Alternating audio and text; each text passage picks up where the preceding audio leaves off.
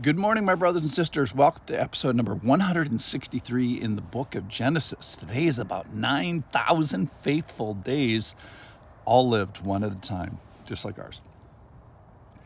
So let's start with a passage. This is from Genesis chapter 41, and Pharaoh is elevating Joseph to be his kind of right-hand man.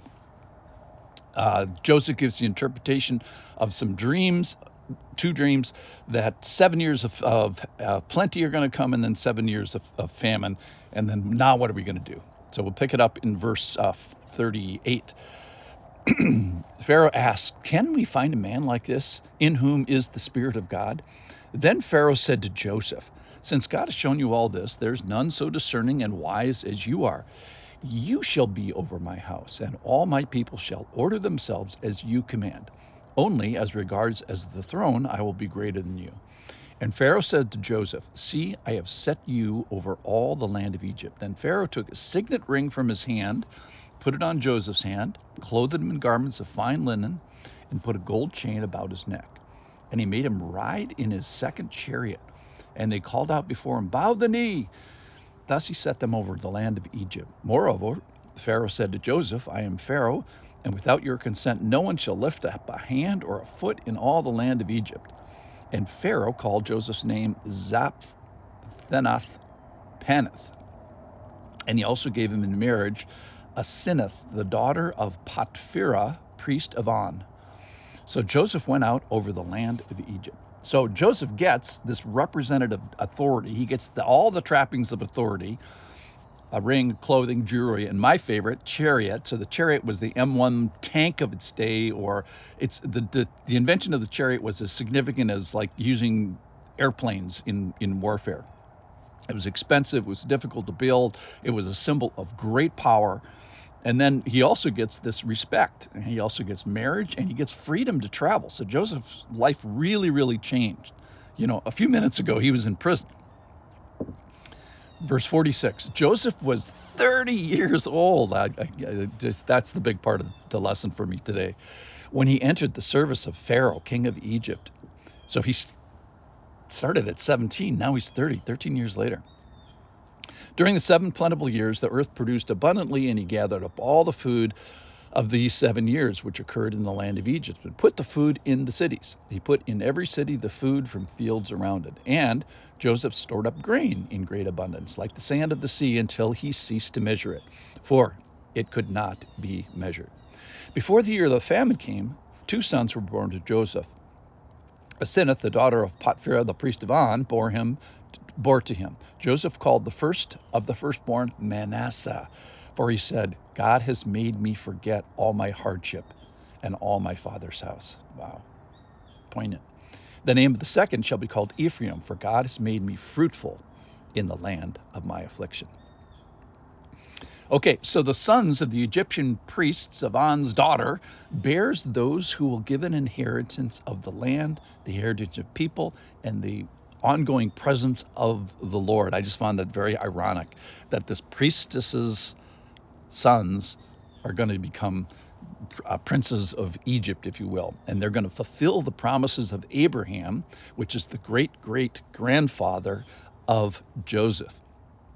So they're going to inherit the promises from Abraham to eventually save the world. All right, verse 53. The 7 years of plenty that occurred in the land of Egypt came to an end, and the 7 years of famine began to come, as Joseph had said. There was famine in all the lands, but in all the lands of Egypt there was bread. When all the lands of Egypt was famished, the people cried to Pharaoh for bread. Pharaoh said to the Egyptians, "Go to Joseph, what he says to you, do." So when the famine had spread over all the land, Joseph opened all the storehouses and sold to the Egyptians, for the famine was severe in the land of Egypt.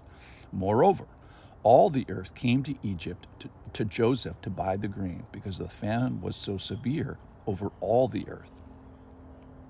So let's talk about time, because this is what struck me so much today. Joseph is 17-year-old when he goes on this little support mission to his brothers who were out in the field. They capture him, they put him in a pit, and they were going to kill him, and they decide, now we'll sell him to slavery. He goes, he works for Potiphar in a different country in Egypt, and then Potiphar's wife wants to mess around with them, and he gets wrongly imprisoned and wrongly accused and wrongly imprisoned. Then the cupbearer who was supposed to remember him, he forgets about him. And 13 years later, so much of it in, some of it in prison, some of it in slavery.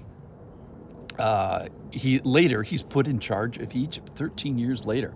So this is a long time to be in a pit. And think of this, he'll be 37 after the years of plenty. He'll be 43 years at the end of the famine. And 25 years later, he's going to see his brother. So he's going to be away from his brother for 25 years. And that is a long time to be faithful. And Christianity, here's the big point for today. Christianity is a marathon. It's not a sprint. So let's be faithful each day, one day at a time. And if you add up 25 years, that's 9,125 days until the redemptive part of saving Israel comes to the fore, until Jacob is seen as his father and is restored to his loving brothers. 9,000 days. So the question today is, where are you today on your number of faithful days? Is today the day that you start? Is it day number 1? Or how about, is it one of your stay with the Lord days? Hang on during this difficult or particular day. And then tomorrow, perhaps it's your 9,000th day. God bless you if it is. It's one day at a time. So here's my prayer today. Lord, whatever is before my listener today, will you help? You have already given us your word. Now please grant your presence. Desperately, we reach out for what may be a difficult day. I ask for a faithful response to the challenges today, like Joseph, whether they be economic or sexual or prideful or power, just like Joseph.